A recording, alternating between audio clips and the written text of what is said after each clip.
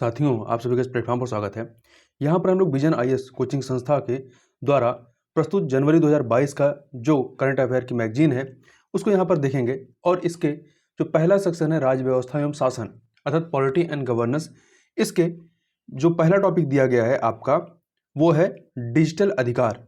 इसके संबंध में यहाँ पर हम लोग चर्चा करेंगे। तो चलिए प्रारंभ करते हैं डिजिटल अधिकार या डिजिटल राइट्स के बारे में। तो एक सेकेंड, डिजिटल अधिकार या डिजिटल राइट्स, देखिए प्रश्न उठता है कि चर्चा में क्यों रहा है। तो हाल ही में यूरोपीय आयोग ने विश्व में पहली बार डिजिटल अधिकारों और सिद्धांतों का एक सेट प्रस्तावित किया है। डिजिटल राइट्स एंड प्रिंसिपल्स का एक सेट प्रस्तावित किया है। इससे संबंधित फैक्टों की बात करें तो यह यूरोपीय संघ परिषद की डिजिटल समाज और मूल्य आधारित डिजिटल सरकार पर बर्लिन घोषणा पत्र, तो ध्यान रखिएगा बर्लिन घोषणा पत्र किससे संबंधित है, मूल्य आधारित डिजिटल सरकार पर का यह विस्तार है। इस घोषणा पत्र का उद्देश्य मूल्य आधारित डिजिटल रूपांतरण में योगदान करना है। यह योगदान हमारे समाजों में डिजिटल भागीदारी और डिजिटल समावेशन को संबोधित एवं अंततः मजबूत करके किया जाएगा। इस घोषणा पत्र के जो उद्देश्य उनकी बात करें तो पहला है ये अधिकार एवं सिद्धांत लोगों के अधिकारों की रक्षा करेंगे, लोकतंत्र का समर्थन करेंगे तथा एक निष्पक्ष एवं सुरक्षित ऑनलाइन तंत्र सुनिश्चित करेंगे। ये नई तकनीकों से संबंधित मामलों में नीति निर्माताओं और कंपनियों के लिए एक मार्गदर्शक के रूप में कार्य करेंगे। विश्व के देशों के लिए एक मानक के रूप में भी कार्य करेंगे। इसमें जो प्रस्तावित सिद्धांत है ये उन सिद्धांतों को भी देख लेते हैं। तो देखिए डिजिटल नागरिकता यूरोपीय लोगों के लिए अधिकार और सिद्धांत 26 जनवरी 2022 को यूरोपीय आयोग ने डिजिटल दशक के लिए डिजिटल अधिकार और सिद्धांतों पर एक अंतर संस्थागत औपचारिक घोषणा पत्र प्रस्ताव पेश किया, जिसमें जो प्रमुख सिद्धांत हैं वो यहां पे दिए गए हैं। पहला है केंद्र में लोग। तो इसमें क्या है, डिजिटल तकनीकों को लोगों के अधिकारों की रक्षा करनी चाहिए, साथ ही डिजिटल तकनीकों को लोकतंत्र का समर्थन करना चाहिए और यह सुनिश्चित करना चाहिए कि सभी डिजिटल प्रतिभागी जिम्मेदारी पूर्वक और सुरक्षित रूप से कार्य करें। यूरोपीय संघ विश्व भर में इन मूल्यों को प्रोत्साहन देता है। आगे देखते हैं चयन की स्वतंत्रता के बारे में। तो देखिए लोगों को एक निष्पक्ष ऑनलाइन परिवेश से लाभान्वित होना चाहिए, उन्हें अवैध और हानिकारक सामग्री से सुरक्षित रहना चाहिए, साथ ही कृत्रिम बुद्धिमत्ता जैसी नई और विकसित प्रौद्योगिकियों के साथ जुड़ने के लिए उन्हें सशक्त होना चाहिए। तीसरा सिद्धांत है बचाव सुरक्षा का। डिजिटल परिवेश मजबूत और सुरक्षित होना चाहिए। डिजिटल परिवेश में बाल्यावस्था से लेकर के वृद्धावस्था तक के सभी उपयोगिताओं को सशक्त और सुरक्षित किया जाना चाहिए। वहीं अगला है एकजुटता और समावेशन का। तो प्रौद्योगिकी ऐसा हो कि वह लोगों को एकजुट करे। प्रौद्योगिकी द्वारा लोगों का विभाजन नहीं किया जाना चाहिए। इंटरनेट, डिजिटल कौशल, डिजिटल सार्वजनिक सेवाओं एवं उचित कार्य परिस्थितियों तक सभी की पहुंच होनी चाहिए। भागीदारी की बात करें तो नागरिकों को सभी स्तरों पर लोकतांत्रिक प्रक्रिया में शामिल होने और अपने स्वयं के डेटा पर नियंत्रण रखने में सक्षम होना चाहिए। अगला संधारणता। तो डिजिटल उपकरणों को संधारणता और हरित संक्रमण का समर्थन करना चाहिए। लोगों को अपने उपकरणों के पर्यावरणीय प्रभाव और ऊर्जा खपत के प्रति जागरूक होने की आवश्यकता है। आगे चलते हैं, बात करते हैं डिजिटल अधिकारों के बारे में।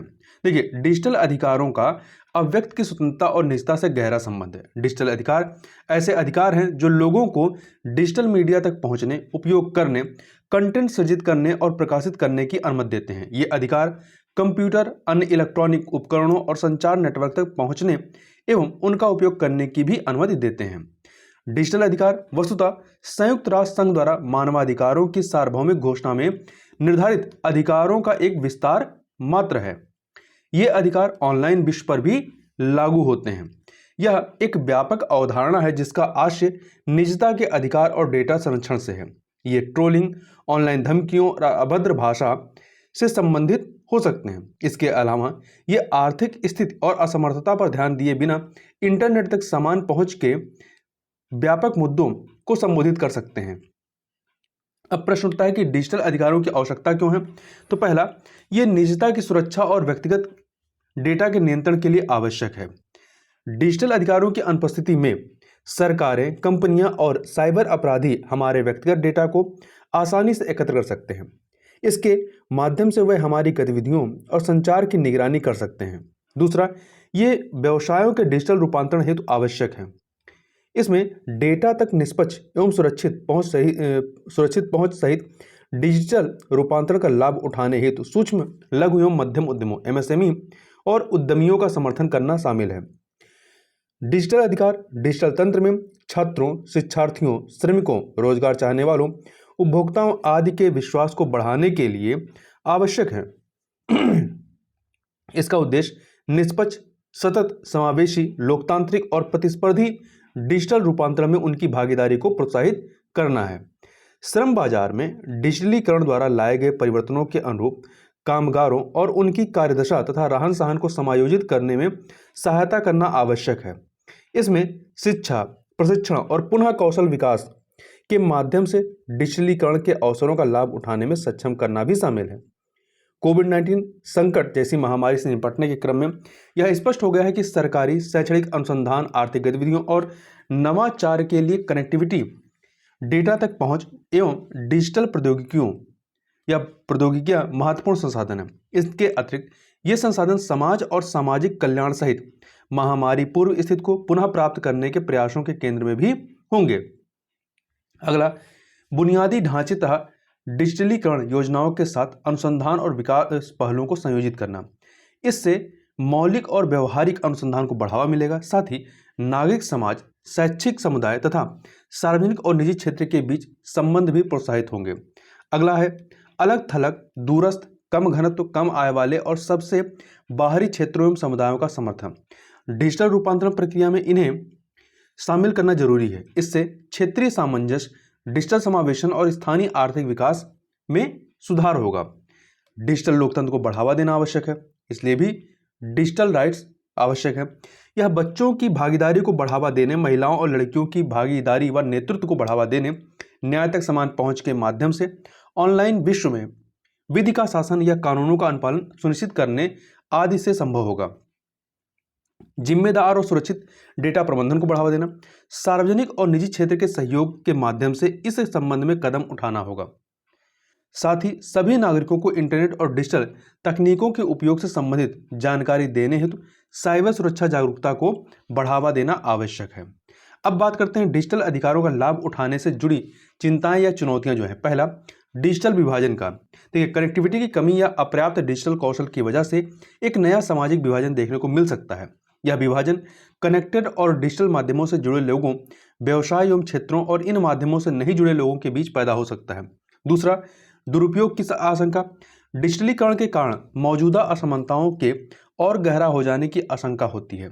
इसके अलावा डिजिटल माध्यमों के जरिए लोकतंत्र को कमजोर करने, खतरनाक गलत सूचना फैलाने के साथ साथ भेदभाव बढ़ाने, विदेशियों के प्रति घृणा और नस्लवाद को बढ़ावा देने आदि का भी खतरा मौजूद है। अगला, बढ़ती असमानताएं। डिजिटल तकनीक आर्थिक और अन्य समानताओं को भी बदतर कर सकती है। वर्ष 2019 में विकसित देशों में लगभग 87% लोगों ने इंटरनेट का उपयोग किया था। इसके विपरीत अल्प विकसित देशों में यह अनुपात केवल 19% था। निजता का मुद्दा। डेटा गहन प्रौद्योगिकियां लोगों के व्यवहार को ट्रैक करने, विश्लेषण करने, पूर्वानुमान करने और यहां तक कि अभूतपूर्व स्तर तक उसे प्रभावित करने के लिए एक डिजिटल परिवेश बनाने में योगदान करती हैं। इससे मानव गरिमा, स्वायत्तता और निजता के समक्ष गंभीर खतरा उत्पन्न होता है। डिजिटल माध्यम से दमन की बात करें तो तानाशाही सरकारों को पूर्व डिजिटल विश्व की तुलना में और अधिक साधन प्राप्त हो गए हैं। डिजिटल माध्यम से अव्यक्त की आज़ादी को प्रतिबंधित करने, सूचना तक पहुंच को सीमित या बाधित करने, ऑनलाइन गतिविधि की निगरानी करने और जनसंख्या को अपने नियंत्रण में रखने की तानाशाही सरकारों की क्षमता बढ़ा दी है। मानवाधिकारों का उल्लंघन। देखिए, प्रदर्शनकारियों पर निगरानी रखने या उन्हें नियंत्रित करने के लिए डिजिटल तकनीकों के इस्तेमाल से मानवाधिकारों का उल्लंघन हो सकता है। इसमें शांतिपूर्ण सभा करने के अधिकार का हनन भी शामिल है। बाल अधिकारों पर कम ध्यान। देखिए, बच्चों के डिजिटल अधिकारों के प्रति नीतिगत दृष्टिकोण प्रायः सतर्क और प्रतिक्रियावादी होता है। ऐसा इसलिए क्योंकि कई सरकारें सुरक्षा के नाम पर बच्चों के अधिकारों को सीमित कर रही हैं। निगरानी तंत्र जो निगरानी करने और यह निर्देशित करते हैं कि बच्चे किन वेबसाइटों को देख सकते हैं, ये वास्तव में माता पिता को अपने बच्चों के डिजिटल उपकरणों पर अत्यधिक नियंत्रण रखने के लिए प्रेरित भी करते हैं। अब आगे की राह की बात करें तो पहला है मानव केंद्रित प्रौद्योगिकी, डिजिटल अवसंरचना, डिजिटल उत्पाद एवं सेवाएं और नेटवर्क जो है अंतर्राष्ट्रीय कानून के अनुरूप होने चाहिए। इन्हें मानव केंद्रित, मानव नियंत्रित तथा मानव कल्याण और मानव गरिमा को बढ़ावा देने वाला भी होना चाहिए। वहीं दूसरा पॉइंट है व्यक्तिगत डेटा के संग्रहण और उपयोग को सीमित करना। किसी व्यक्ति द्वारा अनुरोध करने या बेहतर सेवा प्रदान करने के उद्देश्य से ही डेटा संग्रहण और इसके उपयोग को सीमित करना चाहिए। डेटा उपयोग के उद्देश्य विनिर्देश को सख्ती से लागू किया जाना चाहिए। वहीं डिजिटल युग में भेदभाव, दुष्प्रचार और अन्य दुर्भावनापूर्ण ऑनलाइन गतिविधियों से निपटते हुए मानवाधिकार, नैतिक मूल्यों एवं लोकतांत्रिक भागीदारी को बनाए रखने की आवश्यकता है। डिजिटल युग में बहुहितधारक व व्यापक अंतर्राष्ट्रीय सहयोग को बढ़ावा देने की जरूरत है। यह सहयोग मानकों, बुनियादी ढांचे, डेटा प्रवाह, अनुसंधान एवं विकास तथा सुरक्षित और विश्वसनीय ऑनलाइन सेवाओं जैसे क्षेत्रों में दिया जाना चाहिए। हरित और डिजिटल प्रौद्योगिकियों के लिए महत्व को मान्यता। ये प्रौद्योगिकियां आर्थिक समृद्धि तथा सामाजिक एवं पर्यावरणीय सतत विकास के साथ नवाचार व प्रतिस्पर्धात्मकता को संतुलित करने हेतु महत्वपूर्ण घटक है। डेटा सुरक्षा एजेंसी की स्थापना करना। देखिए, यह एजेंसी निजता और डेटा सुरक्षा, निगरानी एवं प्रवर्तन आदि के प्रति समर्पित होनी चाहिए। इसे निजता के उल्लंघन से जुड़ी चुनौतियों का समाधान करने के लिए अधिकार और संसाधन दिए जाने चाहिए। अब बात कर लेते हैं डिजिटल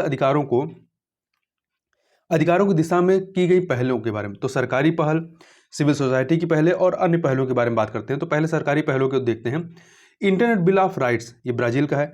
आतंकवादी और हिंसक चरमपंथी ऑनलाइन सामग्री को समाप्त करने के लिए क्राइस्टचर्च कॉल, न्यूजीलैंड का है। रक्षित और सुरक्षित साइबर स्पेस के लिए पेरिस कॉल, भारत का व्यक्तिगत डेटा संरक्षण विधेयक। National policy on universal electric accessibility, Bharat का है। जनरल डेटा प्रोटेक्शन रेगुलेशन, यूरोपीय संघ का है। सिविल सोसाइटी की पहलों की बात करें तो मध्यवर्ती दायित्व पर मनीला सिद्धांत, डिजिटल सहयोग के लिए रोडमैप पर महासचिव की रिपोर्ट, न्यायसंगत और समान इंटरनेट पहुंच पर दिल्ली घोषणा पत्र, इंटरनेट के लिए मानवाधिकारों और सिद्धांतों का चार्टर, आर्टिफिशियल इंटेलिजेंस अर्थात कृत्रिम बुद्धिमत्ता के लिए सार्वभौमिक दिशा निर्देश। अन्य की बात करें तो आश्लो मार्क कृत्रिम बुद्धिमत्ता सिद्धांत। तो ये कुछ थे डिजिटल अधिकारों से संबंधित महत्वपूर्ण जो इनिशिएटिव है उनकी बात की है। तो अगले वीडियो में हम लोग बात करेंगे ऑनलाइन चुनाव प्रचार अभियान, ऑनलाइन कैंपेनिंग के बारे में। तो इस वीडियो में बस इतना ही, मिलते हैं नेक्स्ट वीडियो में, तब तक के लिए बहुत बहुत धन्यवाद। साथियों, आप सभी का इस प्लेटफॉर्म पर स्वागत है। यहाँ पर हम लोग विजन आईएएस के जनवरी 2022 के मंथली करंट अफेयर मैगजीन को देख रहे हैं और उसका जो पहला पोर्शन है राज्य व्यवस्था एवं शासन, उसके दूसरे टॉपिक ऑनलाइन चुनाव प्रचार अभियान, ऑनलाइन कैंपेनिंग के संबंध में यहाँ पर देखेंगे। तो चलिए प्रारंभ करते हैं।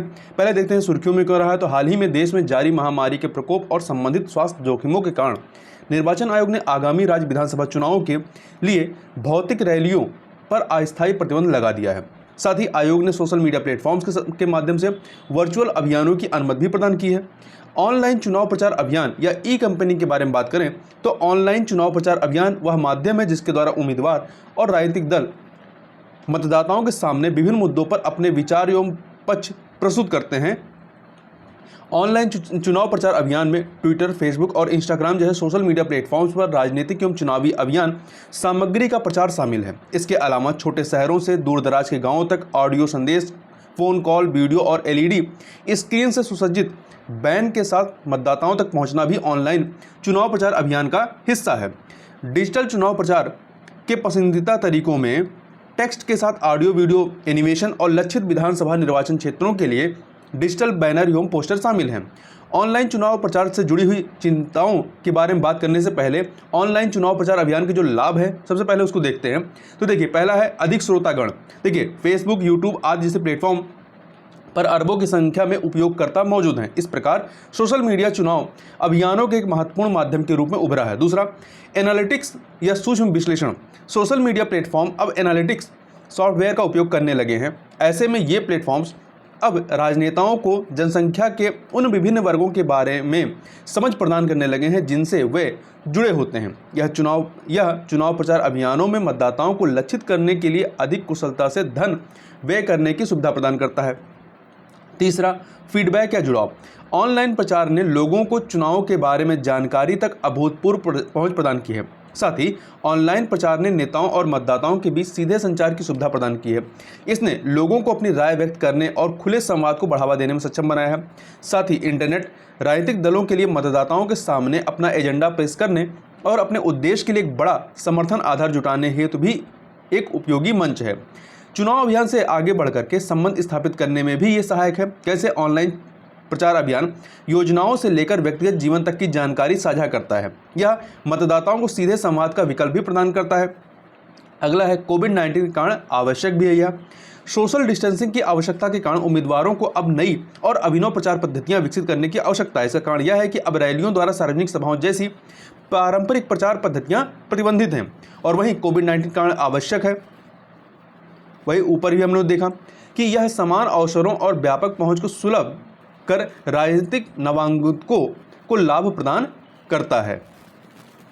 अब इससे संबंधित जो चिंताएं हैं उनको भी देख लेते हैं। पहली चिंता है वह है ऑनलाइन प्रचार का विनियमन की। देखिए, निर्वाचन आयोग के पास उपलब्ध सीमित संसाधनों और सोशल मीडिया प्लेटफॉर्म की विविधता के कारण ई अभियान तथा लागू नियमों की निगरानी एक कठिन कार्य है। लागू नियमों में चुनाव से पहले चुनाव सामग्री के प्रसारण पर रोक, ओपिनियन पोल, एग्जिट पोल आदि से संबंधित नियम संबंधित है या शामिल हैं।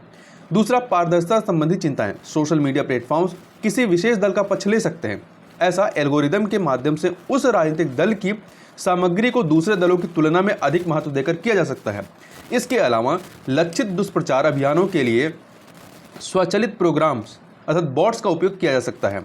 वहीं विभाजनकारी मुद्दों के प्रचार के संबंध में ऑनलाइन प्रचार अभियान में उम्मीदवारों या दलों द्वारा विभाजनकारी मुद्दों पर प्रचार करने की अधिक संभावना रहती है। इन मुद्दों में आप्रवासन अर्थात इमिग्रेशन और कल्याण संबंधित मामले शामिल हो सकते हैं।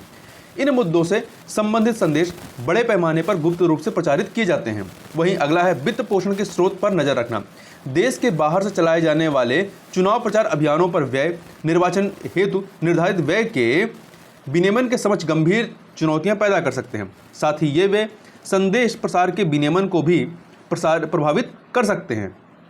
अगला है मध्यस्थों की भूमिका। देखिए, इन साइटों पर जानकारी को संग्रहित तथा उसे प्रदर्शित करने के लिए उपयोग में लाई जाने वाली विधियां अपारदर्शी हैं। इसका अर्थ यह है कि उनके दावों को स्वतंत्र रूप से प्रमाणित करना असंभव है। अगला है छोटे दलों के लिए नुकसान। ऑनलाइन तरीकों के ज्ञान और उन तक पहुंच में असमानताएं छोटे एवं क्षेत्रीय दलों के लिए एक दुविधा उत्पन्न करती हैं। ऐसा इसलिए है क्योंकि छोटे और क्षेत्रीय दल बड़े दलों के समान सोशल मीडिया मंचों पर प्रभाव नहीं रखते हैं। वहीं बड़े राजनीतिक दल अधिक धन और संसाधनों के साथ विस्तृत एवं गहन प्रचार अभियान संचालित करने में सक्षम हो सकते हैं। अगला है डिजिटल विभाजन के संबंध में। देखिए, भारत में अभी भी बड़े पैमाने पर डिजिटल विभाजन मौजूद है। डिजिटल रूप से निर्वाचन का अर्थ है कि गरीब व निचली जातियां शहरी, मध्यम और अमीर वर्गों तथा उच्च जातियों की तुलना में एक नुकसानदेह स्थिति में होंगे। वहीं निजता की बात करें तो ऑनलाइन क्षेत्र एक ऐसा क्षेत्र है जहां प्रत्येक वार्तालाप, टिप्पणी या पोस्ट रिकॉर्ड की जाती है। इस रिकॉर्डिंग का वाणिज्यिक और राजनीतिक उपयोग के लिए विश्लेषण किया जा सकता है। इसका गोपनीयता, स्वतंत्र अभिव्यक्ति एवं विचारों के आदान प्रदान पर नकारात्मक प्रभाव पड़ सकता है। अन्य चिंताएं भी हैं, जैसे राजनीतिक दलों द्वारा प्रयोग किए जाने वाले प्रॉक्सी या छद्म उम्मीदवारों की निगरानी करने में कठिनाई, घृणा फैलाने वाले अभियानों, फेक न्यूज व उपयोगकर्ताओं की गोपनीयता पर नियंत्रण इत्यादि से संबंधित चिंताएं भी इसमें हैं। अब थोड़ा सा बात करते हैं भारत के निर्वाचन आयोग द्वारा सोशल मीडिया के विनियमन के संबंध में जो कार्य किए जाते हैं। देखिए, उम्मीदवारों के नामांकन के समय सोशल मीडिया अकाउंट का प्रमाणिक विवरण प्रस्तुत करना होता है। दूसरा, राजनीतिक विज्ञापनों के पूर्व प्रमाणन के नियम सोशल मीडिया प्लेटफॉर्म पर भी लागू होते हैं। वहीं आदर्श आचार संहिता के प्रावधान पोस्ट किए गए कंटेंट पर भी लागू होते हैं। और साथ ही विज्ञापन पर अंतिम व्यय विवरण में सोशल मीडिया व्यय को भी शामिल करना होता है।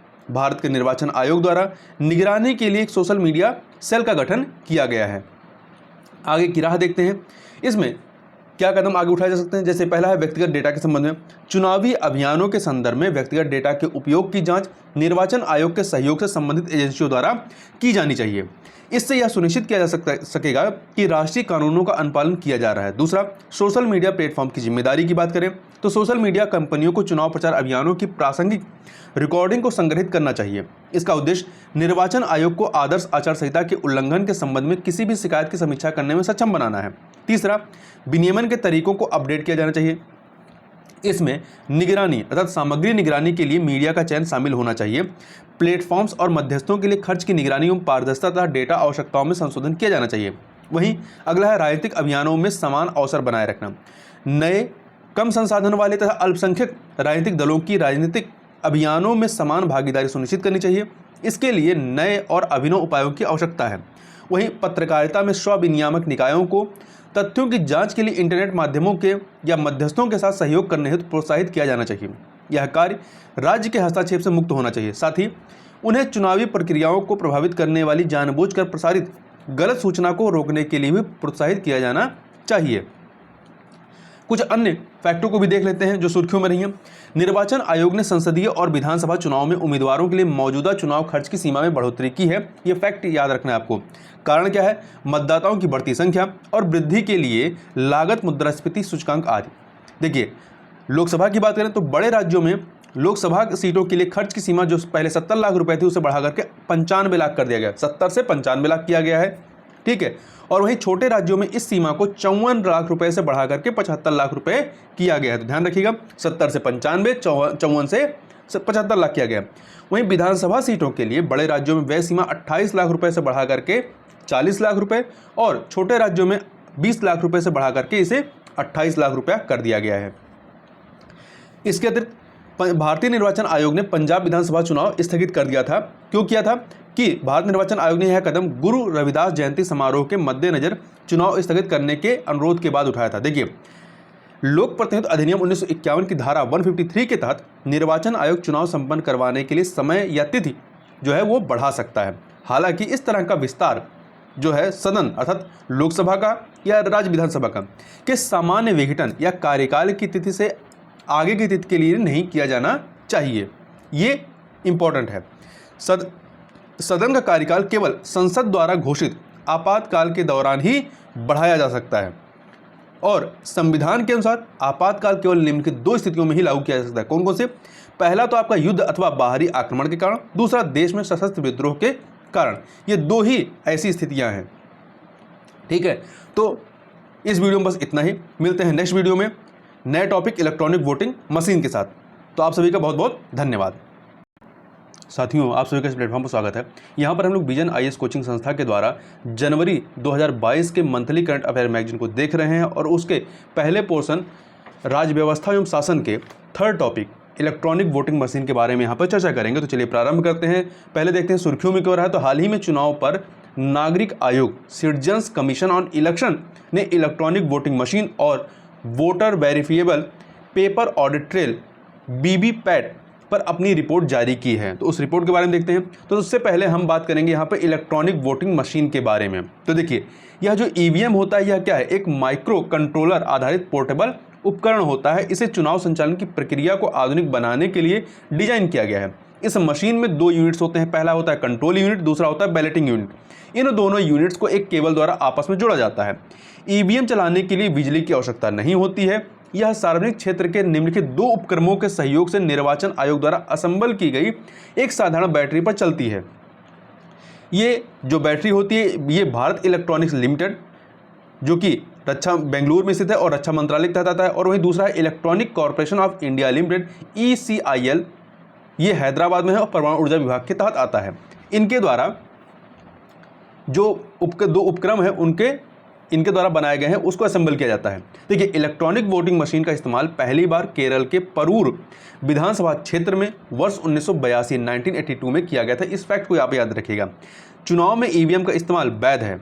वर्ष 1988 में जनप्रतिनिधित्व अधिनियम 1951 में एक नई धारा 61A जोड़ी गई थी। इस नई धारा ने निर्वाचन आयोग को इलेक्ट्रॉनिक वोटिंग मशीनों का उपयोग करने का अधिकार दिया था। चुनाव आयोग द्वारा इस्तेमाल किए जा रहे या की जा रही ईवीएम में अधिकतम 2000 मत दर्ज किए जा सकते हैं और वहीं ईवीएम में अधिकतम 64 उम्मीदवारों नोटा सहित का नाम शामिल किया जा सकता है। एक बैलेट यूनिट में 16 उम्मीदवारों के लिए प्रावधान होता है। मतपत्र में उम्मीदवारों के नाम वर्णमाला के अनुसार अर्थात अल्फाबेटिकल दर्ज किए जाते हैं। इसमें सबसे पहले राष्ट्रीय राजनीतिक दलों के उम्मीदवारों के नाम होते हैं। उसके उपरांत अन्य पंजीकृत राज्य दलों के उम्मीदवारों के नाम होते हैं। अब बात करते हैं voter verifiable paper audit trail VVPAT के बारे में। तो देखिए, वीवीपैट इलेक्ट्रॉनिक वोटिंग मशीन से जुड़ी एक अन्य स्वतंत्र मशीन है। यह मतदाताओं को वोट सत्यापित करने में मदद करती है। वोट डालने के बाद एक पर्ची छपती है। इसमें उम्मीदवार का क्रमांक, नाम और चुनाव चिन्ह होता है। यह पर्ची 7 सेकंड के लिए एक विंडो के माध्यम से दिखाई देती है। इसके बाद छपी हुई पर्ची स्वतः वीवीपैट के सीलबंद ड्रॉप बॉक्स में आ जाती है। वीवीपैट से जुड़ी हुई कुछ चिंताएं भी बताई गई हैं, जैसे रिपोर्टों से पता चलता है कि बहुत खराब मौसम में वीवीपैट के सही से कार्य न करने की आशंका बढ़ जाती है। वहीं चूंकि वीवीपैट एक सामान्य प्रोसेसर, एक मेमोरी और एक प्रिंटर इकाई है, ऐसे में इसे हैक होने का खतरा रहता है। तीसरा, मतदाताओं को उनका वोट सत्यापित करने के लिए दिया गया जो समय 7 सेकंड है वो काफ़ी कम है। अब बात कर लेते हैं ईवीएम के जो उपयोग के जो लाभ हैं उनको देख लेते हैं, फिर उनसे संबंधित चिंताओं को भी देखेंगे। तो लाभ को देखें तो पहला है प्रक्रिया का अधिक सरलीकरण। देखिए, इसमें किसी को बैलेट पेपर या मोहर लगाने और उसे बैलेट बॉक्स में डालने की आवश्यकता नहीं होती है। मतदाता के पास यह जानने के लिए श्रव्य और दृश्य दोनों संकेत उपलब्ध हैं कि उसका वोट सही ढंग से दर्ज हुआ है या नहीं। दूसरा, मतदाताओं की पसंद का अधिक प्रमाणिक और सटीक रूप। ईवीएम अमान्य वोटों की संभावना को पूरी तरह से समाप्त कर देते हैं, जो कि पेपर बैलेट के दौरान बड़ी संख्या में देखे जाते थे। वहीं तीसरा, सुरक्षित stand alone machine. EVM hack नहीं की जा सकती क्योंकि यह स्टैंड अलोन मशीन है। यह मतदान के दौरान किसी भी समय इंटरनेट या किसी अन्य नेटवर्क से नहीं जुड़ी होती है, इसलिए हैकिंग की कोई संभावना नहीं है। चौथा, अधिक बचत। देखिए, ईवीएम के इस्तेमाल से हर चुनाव के लिए लाखों मतपत्रों की छपाई बंद हो गई है। इससे पेपर छपाई, परिवहन, भंडारण और वितरण की लागत में भारी बचत होती है। अगला है त्वरित मतदान या मतगणना प्रक्रिया। पारंपरिक मतपत्र प्रणाली के तहत औसतन 30 से 40 घंटे की तुलना में इसमें 3 से 5 घंटे के भीतर परिणाम घोषित किए जा सकते हैं। वहीं बूथ कैप्चरिंग की संभावना अब कम है। ये कागजी मतपत्रों के दौरान पार्टी के वफादार कार्यकर्ता एक मतदान केंद्र पर बलपूर्वक कब्जा कर लेते थे और नकली मतपत्रों से बैलेट बॉक्स भर देते थे। ईवीएम में वोट देने की दर को 5 वोट प्रति मिनट तक सीमित किया गया है। मतलब इससे 1 मिनट में केवल 5 वोट ही कर सकते हैं। इससे ऐसी धोखाधड़ी कम हो गई है। आगे अब बात करते हैं इससे संबंधित चिंताओं की। पहला, धोखाधड़ी की आशंका। देखिए, कई सॉफ्टवेयर प्रोग्रामरों ने दावा किया है कि ईवीएम दुर्भावनापूर्ण प्रोग्रामिंग का शिकार हो सकती है। यदि यह इससे प्रभावित होती है तो कोई भी हैकर मशीन को हैक कर सकता है और मतगणना में आसानी से छेड़छाड़ कर सकता है। दूसरा, वैश्विक उदाहरण की। जर्मन संवैधानिक न्यायालय के निर्णय 2009 के बाद जर्मनी को ईवीएम को रद्द कर बैलेट पेपर की ओर लौटने के लिए मजबूर होना पड़ा था। तकनीकी रूप से विकसित कई देशों जैसे कि नीदरलैंड और आयरलैंड ने भी ईवीएम का उपयोग बंद कर दिया है। आगे देखते हैं। तीसरा है गोपनीयता की कमी। देखिए, बैलेट पेपर व्यवस्था के तहत मतगणना से पहले सभी बूथों के मतपत्रों को एक साथ मिला दिया जाता था और ताकि उम्मीदवारों को यह पता ना चल सके कि किन बूथों से उनके पक्ष या विपक्ष में मतदान किया गया है। ईवीएम के मामले में उम्मीदवार यह जानने की स्थिति में होते हैं कि उन्होंने प्रत्येक मतदान केंद्र में कैसा प्रदर्शन किया है। कोई उम्मीदवार इन जानकारी का दुरुपयोग कर सकता है। अगला है भंडारण और गणना संबंधी चिंताएं। ईवीएम को विभिन्न स्थानों पर विकेंद्रीकृत तरीके से रखा जाता है। सुरक्षा विशेषज्ञों का कहना है कि वोटिंग मशीन को उनकी संपूर्ण उपयोग की अवधि तक सुरक्षित परिवेश में रखा जाना चाहिए। निष्कर्ष रूप में क्या कह सकते हैं कि देखिए, समय समय पर राजनीतिक दलों ने ईवीएम पर संदेह प्रकट किया है। ठीक है, संदेह प्रकट किया है। उन्होंने आरोप लगाया है कि इसे हैक किया जा सकता है या इसके साथ छेड़छाड़ की जा सकती है। इस तरह ईवीएम की विश्वसनीयता पर सवाल उठाया जाता रहा है। चुनावी लोकतंत्र में स्वतंत्र और निष्पक्ष चुनाव मतदाताओं की प्राथमिकताओं को एक राजनीतिक जनादेश में बदल देते हैं। यह जनादेश ही नीति निर्माण का आधार बनता है। अधिक सटीक और कुशल मतदान प्रक्रियाएं लोकतांत्रिक संस्थाओं की क्षमता बढ़ाती हैं। वहीं अतः निर्वाचन आयोग को विभिन्न पक्षों द्वारा उठाई गई चिंताओं को दूर करना चाहिए। साथ ही स्वतंत्र एवं निष्पक्ष चुनाव कराने में इलेक्ट्रॉनिक वोटिंग मशीन की विश्वसनीयता के संबंध में अधिक पारदर्शिता लानी चाहिए। कुछ अन्य बातों की बात करें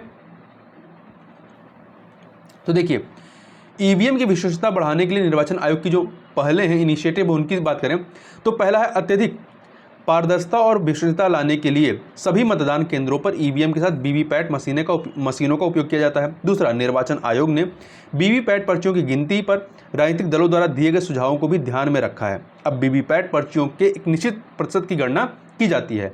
तीसरा, निर्वाचन आयोग ने एक चैलेंज का आयोजन किया था। इसके तहत राजनीतिक दलों को इस बात की चुनौती दी गई कि वे दिखाएं कि किस तरह ईवीएम से छेड़छाड़ की जा सकती है।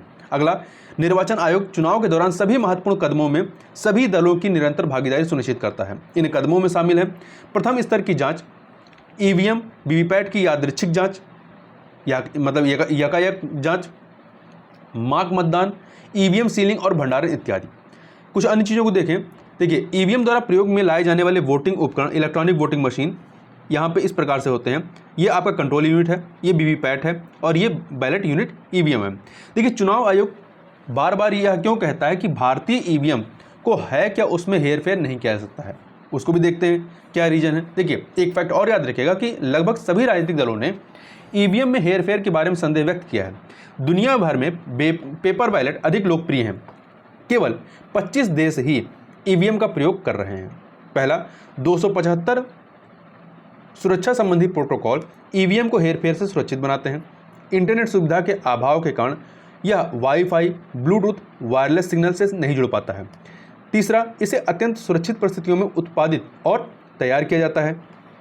चौथा, ईवीएम चिप में सूचनाओं को केवल एक बार डाला जा सकता है या इनक्रिप्टेड होती है, अतः इसमें सूचनाओं को पढ़ा या ओवरराइट नहीं किया जा सकता है।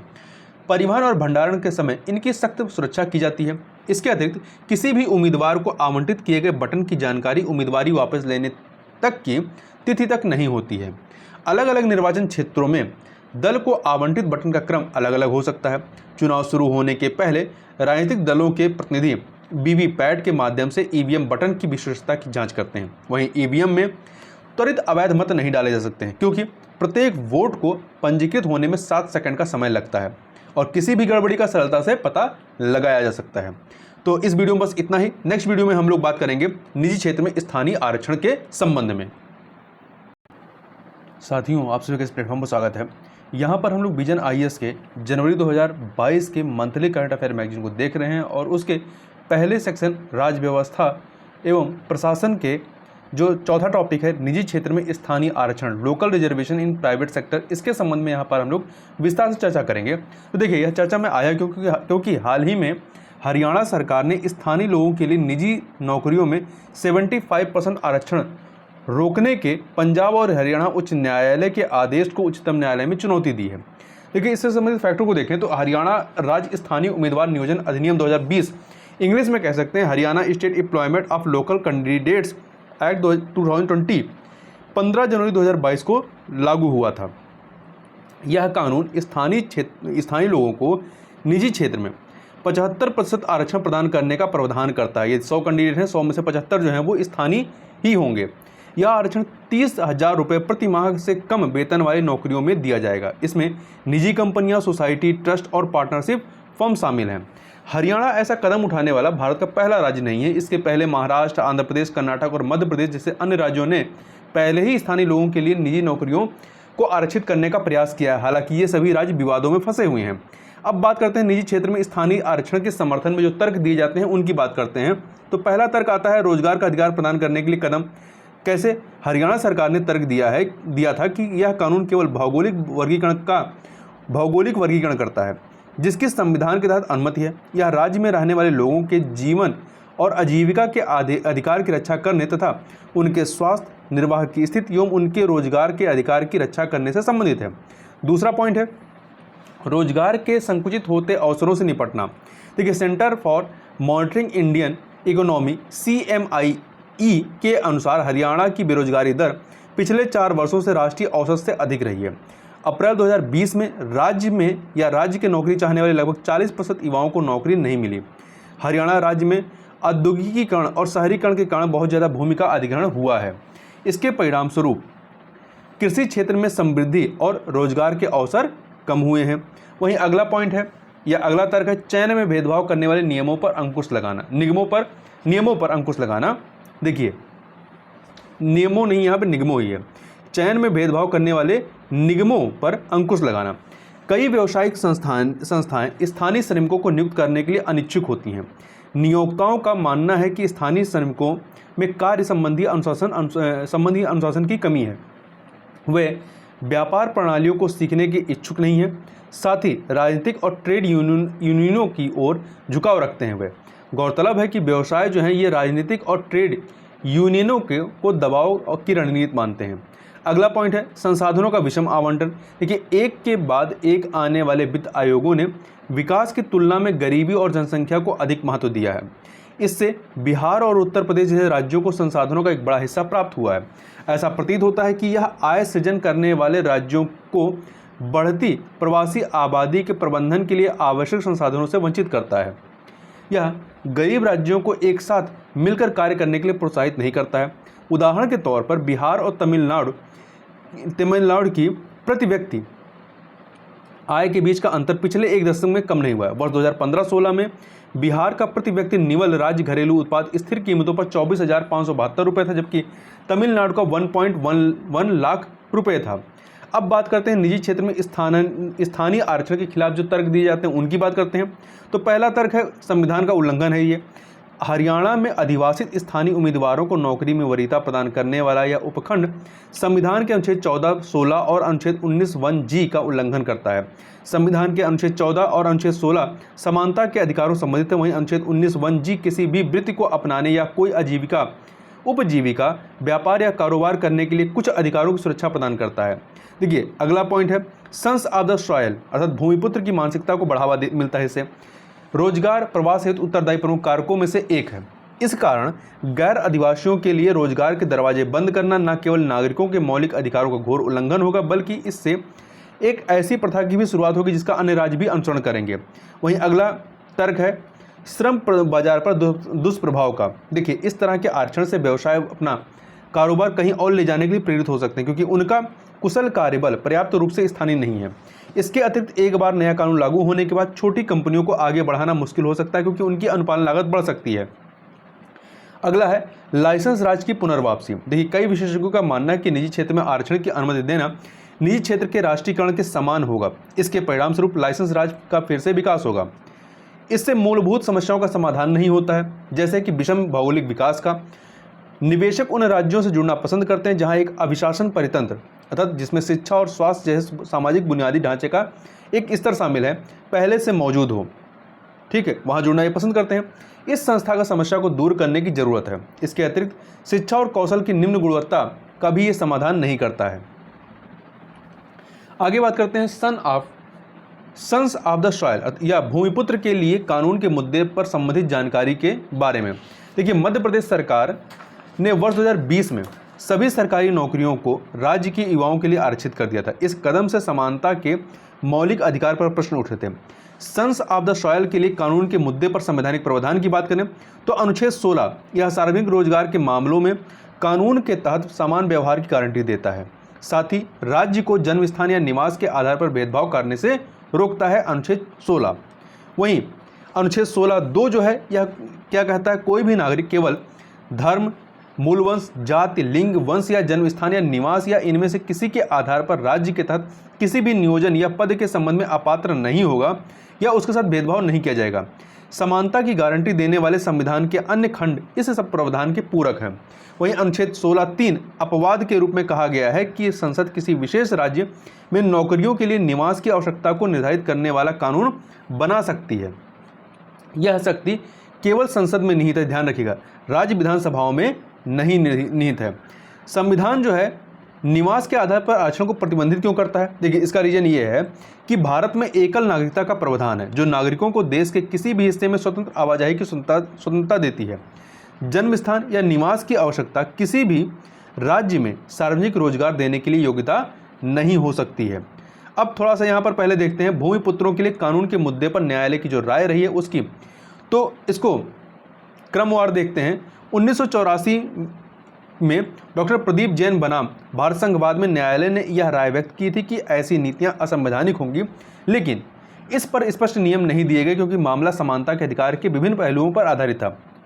अगला पॉइंट है इसमें 1995 का सुनंदा रेड्डी बनाम आंध्र प्रदेश राज्यवाद में उच्चतम न्यायालय ने राज्य सरकार की नीति को रद्द करने के लिए प्रदीप जैन मामले की टिप्पणी की पुष्टि की थी। इस नीति में शिक्षा के माध्यम से या माध्यम के रूप में तेलुगु का अध्ययन करने वाले उम्मीदवारों को 5 अतिरिक्त वेटेज दिया गया था। वहीं अगला है 2002 का मामला, उच्चतम न्यायालय ने राजस्थान में सरकारी शिक्षकों की नियुक्ति को अमान्य घोषित कर दिया था। इसमें राज्य चयन बोर्ड ने संबंधित जिले के या ग्रामीण क्षेत्रों से संबंधित आवेदकों को वरीयता दी थी। वहीं अगला है 2019 का मामला, इलाहाबाद उच्च न्यायालय ने उत्तर प्रदेश अधीनस्थ सेवा चयन आयोग द्वारा एक भर्ती अधिसूचना को रद्द कर दिया गया था। इसमें उन महिलाओं को वरीयता दी गई थी जो केवल उत्तर प्रदेश की मूल निवासी थी। अब आगे देख लेते हैं, आगे क्या किया जा सकता है। पहला, क्षेत्रीय असमानताओं को कम करने पर जोर देना चाहिए। देखिए 1990 के दशक के बाद से क्षेत्रीय असमानताओं, क्योंकि पश्चिमी दक्षिणी क्षेत्रों की तुलना में पूर्वी क्षेत्र में ये असमानता ज़्यादा है, में वृद्धि ने सामाजिक विभाजन को गहरा कर दिया है। प्रवास बड़े पैमाने पर पश्चिमी और दक्षिणी राज्यों की ओर बढ़ रहा है, जहां बुनियादी ढांचे का बेहतर विकास हुआ है। पिछड़े क्षेत्रों में शैक्षणिक और कौशल विकास संस्थानों को स्थापित करके इस अंतर को कम किया जा सकता है। ये क्षेत्र आर्थिक गतिविधियों के केंद्र के रूप में रूपांतरित हो सकते हैं। इससे संकीर्ण अर्थशास्त्र के आगे बढ़ने से रोकने में मदद मिलेगी। वहीं अगला है, श्रम प्रधान उद्योगों को बढ़ावा देना। देखिए अधिक रोजगार सृजन और औद्योगिकीकरण से देश में श्रम अधिशेष के उपयोग को बढ़ावा मिलेगा। वहीं अगला है, शिक्षा और कौशल पर ध्यान देना। देखिए शिक्षा, स्वास्थ्य एवं कौशल विकास में और अधिक निवेश करने की आवश्यकता है। इसके मध्यम अवधि उपोत्पाद अर्थात बाई प्रोडक्ट से लोकहित की गुणवत्ता में वृद्धि हो सकती है। यह बदलने में निवेशकों को आकर्षित करेगा, रोजगार पैदा करेगा और आय में वृद्धि करेगा। अगला जो है, प्रोत्साहन का मार्ग। उद्योगों को अधिक निवेश के लिए सरकारों द्वारा प्रोत्साहन प्रदान किया जाना चाहिए। साथ ही स्थानीय लोगों को रोजगार देने के लिए एक सक्षम परिवेश का निर्माण करना चाहिए। तो इस टॉपिक पर बस इतना ही। हम लोग नेक्स्ट वीडियो में बात करेंगे संक्षिप्त सुर्खियों के, जो कि इकोनॉमी से संबंधित होंगे। तो इस वीडियो में बस इतना ही, मिलते हैं नेक्स्ट वीडियो में। तब तक के लिए बहुत बहुत धन्यवाद। साथियों, आप सभी का इस प्लेटफॉर्म पर स्वागत है। यहाँ पर हम लोग विजन IAS के जनवरी 2022 के मंथली करंट अफेयर मैगजीन के जो पहला पोर्शन है राज्य व्यवस्था एवं गवर्नेंस, उसका जो संक्षिप्ती सुर्खियों वाला पोर्शन है उसको यहाँ पर हम लोग कवर करेंगे। तो चलिए प्रारंभ करते हैं। सबसे पहले बात करते हैं ई गवर्नेंस पर हैदराबाद घोषणा पत्र को अपनाया गया है। देखिए ध्यान रखिएगा कि हैदराबाद घोषणा पत्र किससे संबंधित है, तो ये ई गवर्नेंस से संबंधित है। 24वें राष्ट्रीय ई गवर्नेंस सम्मेलन ने सभी की सहमति से हैदराबाद घोषणा पत्र को स्वीकार किया है। यह सम्मेलन इलेक्ट्रॉनिक्स और सूचना प्रौद्योगिकी मंत्रालय तथा प्रशासनिक सुधार और लोक शिकायत विभाग ने संयुक्त रूप से तेलंगाना सरकार के सहयोग से आयोजित किया था। देखिए यदि बात करें ई गवर्नेंस की, तो ई गवर्नेंस सरकार के सभी स्तरों पर सूचना और संचार प्रौद्योगिकी का उपयोग है। इसका उद्देश्य नागरिकों, व्यवसायों और सरकार के अन्य अंगों के साथ संबंधों में सकारात्मक परिवर्तन लाना है। इसने सरकार को कवरेज बढ़ाने, पारदर्शिता में वृद्धि करने, नागरिकों के प्रति अनुक्रिया या अर्थात रिस्पॉन्स में सुधार करने और लागत कम करने में सहायता की है। साथ ही नागरिकों को बेहतर पहुंच, समानता और सामाजिक सशक्तिकरण की सुविधा प्रदान की है। हैदराबाद घोषणा पत्र की जो प्रमुख विशेषताएं हैं यदि उनकी बात करें तो पहला है आधार, UPI, डिजी लॉकर, उमंग, ई-साइन आदि का उपयोग करके नागरिक सेवाओं को बदलना है। इसके अतिरिक्त प्रमुख सामाजिक क्षेत्रों जैसे कि स्वास्थ्य, शिक्षा, कृषि आदि में राष्ट्रीय स्तर के सार्वजनिक डिजिटल प्लेटफॉर्म्स का बहुत जल्दी कार्यान्वयन करना। तीसरा पॉइंट, उभरती हुई प्रौद्योगिकियों जैसे कि artificial intelligence, machine learning, blockchain, 5G आदि के जिम्मेदारीपूर्ण उपयोग को बढ़ावा देना और साथ ही महामारी जैसी बाधाओं से निपटने के लिए मजबूत तकनीकी समाधान सुनिश्चित करना और डिजिटल तकनीक को सरकारी सेवा डिजाइन और वितरण का प्राथमिक पहलू बनाना। साथ ही राष्ट्रीय ई गवर्नेंस सेवा वितरण का मूल्यांकन को जो है इलेक्ट्रॉनिक्स और सूचना प्रौद्योगिकी मंत्रालय के सहयोग से अपनाया जाएगा। अब बात करते हैं कुछ ई गवर्नेंस इनिशिएटिव या पहलों के बारे में। तो देखिए इसको याद रखिएगा, महत्वपूर्ण है।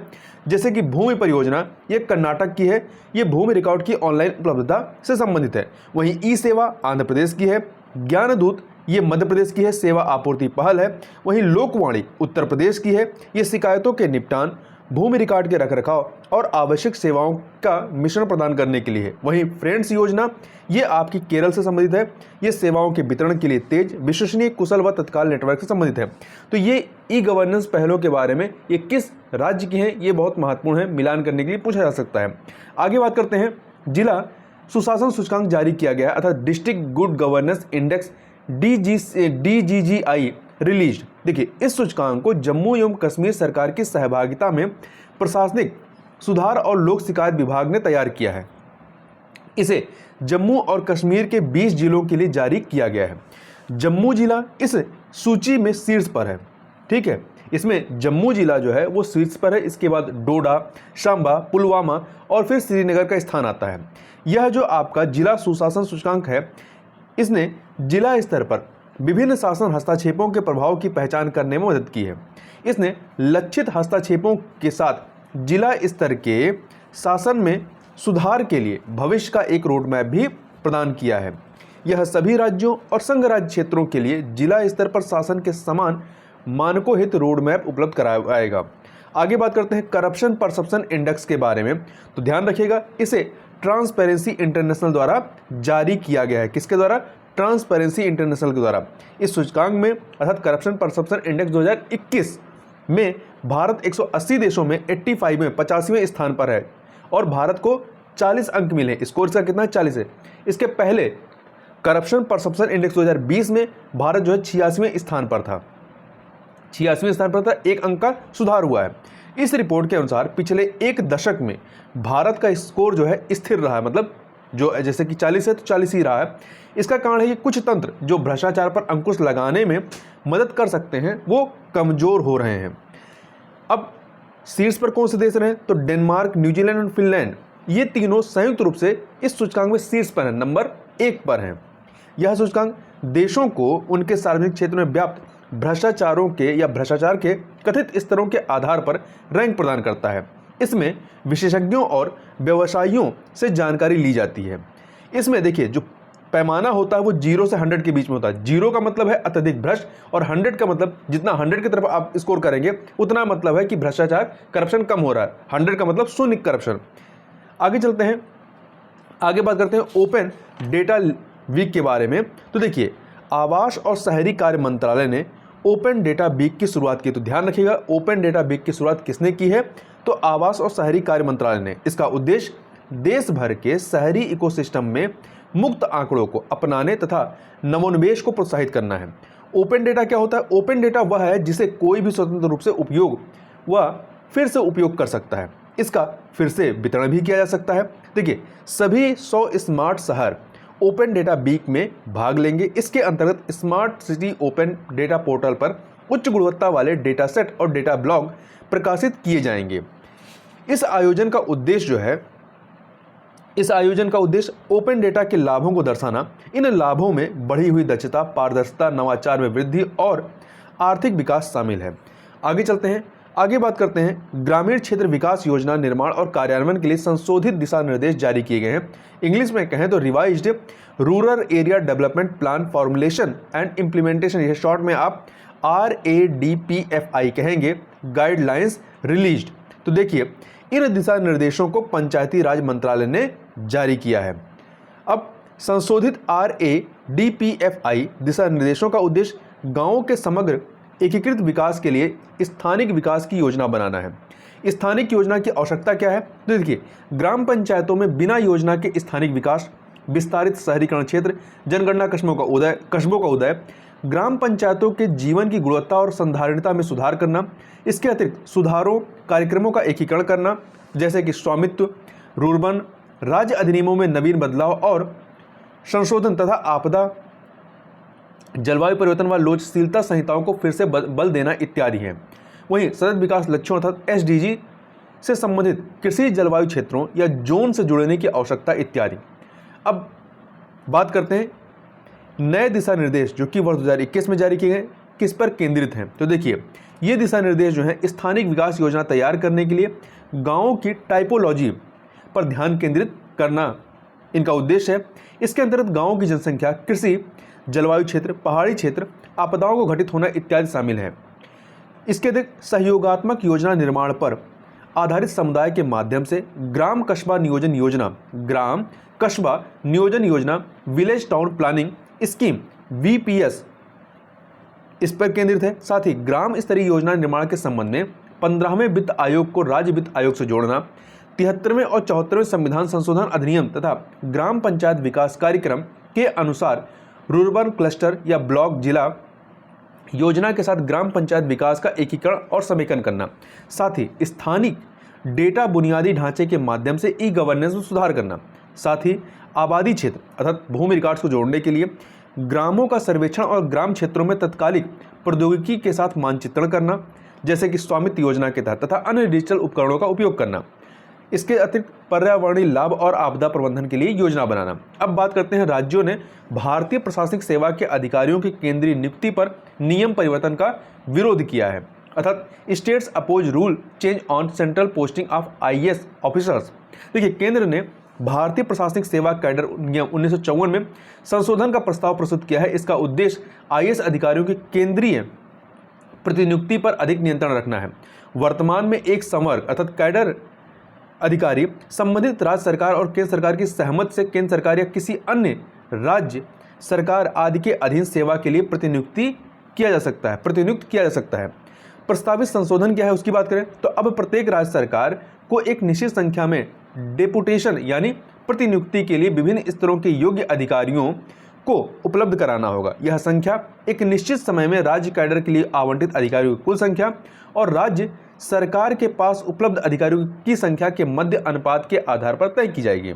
यदि राज्य निर्धारित समय के भीतर केंद्र सरकार के निर्णय को लागू नहीं करता है तो अधिकारी को केंद्र सरकार द्वारा तय की गई तिथि से कैडर से कार्यमुक्त मान लिया जाएगा। यदि किसी विशेष परिस्थिति में जनहित में केंद्र सरकार द्वारा कैडर अधिकारियों की सेवाओं की आवश्यकता महसूस की जाती है तो ऐसी स्थिति में राज्य एक नियत समय के भीतर इसके निर्णयों को प्रभावी करेगा। अब प्रश्न उठता है कि राज्य इसका विरोध क्यों कर रहे हैं। राज्यों का तर्क है कि प्रस्तावित संशोधन जो है सहकारी संघवाद की भावना के विरुद्ध है, साथ ही किसी IAS या IPS अधिकारी की केंद्रीय प्रतिनियुक्ति को वीटो करने या आपत्ति या अनापत्ति नोटिस जारी करने की राज्य की शक्ति को निष्क्रिय भी करता है। ये नियम इसलिए प्रस्तावित किए गए हैं क्योंकि केंद्र IAS और IPS अधिकारियों की अत्यधिक कमी का सामना कर रहा है। दूसरी ओर राज्य अपने कैडर अधिकारियों को प्रतिनियुक्ति के लिए आसानी से मुक्त नहीं करना चाहते हैं। कार्मिक एवं प्रशिक्षण विभाग के अनुसार केंद्रीय प्रतिनियुक्ति रिजर्व में IAS अधिकारियों की संख्या वर्ष 2011 में 309 थी, जो वर्तमान में घट करके 223 ही रह गई है। आगे चलते हैं, आगे बात करते हैं। मंत्रिमंडल ने सफाई कर्मचारी आयोग के कार्यकाल को वर्ष 2022 से आगे 3 वर्ष बढ़ाने की मंजूरी दे दी है। तो देखिए, राष्ट्रीय सफाई कर्मचारी आयोग की स्थापना वर्ष 1993 में की गई थी। कब की गई थी स्थापना, याद रखिएगा 1993 में। इसे राष्ट्रीय सफाई कर्मचारी आयोग अधिनियम 1993 के प्रावधानों के अनुसार स्थापित किया गया था। प्रारंभ में इसका कार्यकाल 31 मार्च 1997 तक ही निर्धारित किया गया था। इसके पश्चात अधिनियम की वैधता को वर्ष 2004 तक बढ़ा दिया गया था। हालांकि वर्ष 2004 के बाद राष्ट्रीय सफाई कर्मचारी आयोग के कार्यकाल को समय समय पर संकल्पों के माध्यम से बढ़ाया गया है। ऐसा राष्ट्रीय सफाई कर्मचारी आयोग को एक गैर सांविधिक निकाय मानकर किया गया। वर्तमान में आयोग का कार्यकाल 31 मार्च 2022 तक है। ठीक है, वर्तमान में इसे ही आगे 3 वर्ष के लिए बढ़ाया गया है।